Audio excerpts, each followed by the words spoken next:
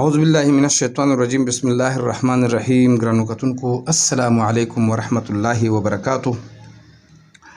د بسم الله د خواصو سره تاسو په خدمت کې حاضر یم. بسم الله الرحمن الرحیم دا خو داسې کلمات دي چې د هر مسلمان له ورځي، که نور څه ورځي او که نه ورځي، خو بسم الله الرحمن الرحیم به ولې لازمي ورځي.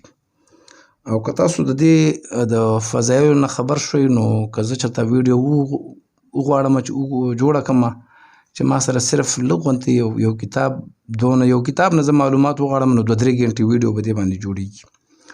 فرمایي چې بسم الله کله چې نازلېدله نو په دې ټولو جهانونو باندې یو رپېدل راغله. د دې حروف 19 دي او د جهنم چې کوم نګهبانې فرشتې دي هغې چې کوم ساتونکي دي هغه 19 دي. نو که څوک بسم الله الرحمن الرحیم دا کثرت سره وایي، نو انشاءالله العزیز د ده به په معاشره کې یو هیبت به وي، یو وقار به وي، یو عزت به وي.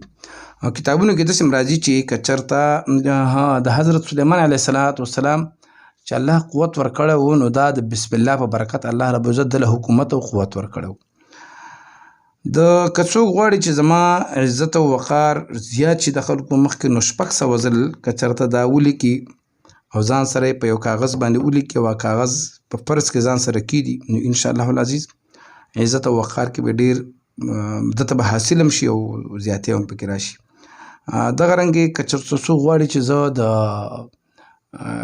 ټول عمر سکون ماته حاصل شي، نو 314 ځل دې په یو کاغذ ولیکي او هغه د ځان سره فرض کې کیدي. انشاءالله زندګۍ کې به ټوله زندګي به ورته چېرته غم او پریشاني به ورته نه راځي.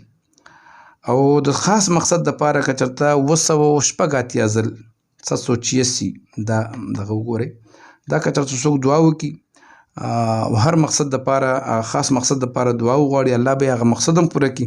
بعضې وخت یو سړی یو ځای، یو دکان، یو مکان یا یو لکه کور یا یو ځای خرڅوي او هغه نه خرڅېږي، د هغې دپاره هم 786 مرتبه ویل دي، د هغې نه پس دعا ده الله به یې خرڅ کړي.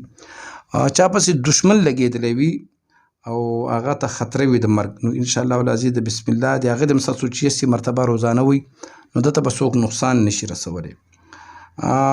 ښه د یو خاص مقصد دپاره چې ستا په زړه کې یو خاص مقصد ورته وایي چې کاش دا مقصد زما پوره شوی و، نو لاول به 786 مرتبه بسم الله الرحمن الرحیم ووایي او داس به وکړي، د هغې نه پس به 786 مرتبه دا ووایي، بیا به 2 رکعته نفل 2 رکعته نفل 2 رکعته نفل ټوټل به 6 رکعته نفل وکړي.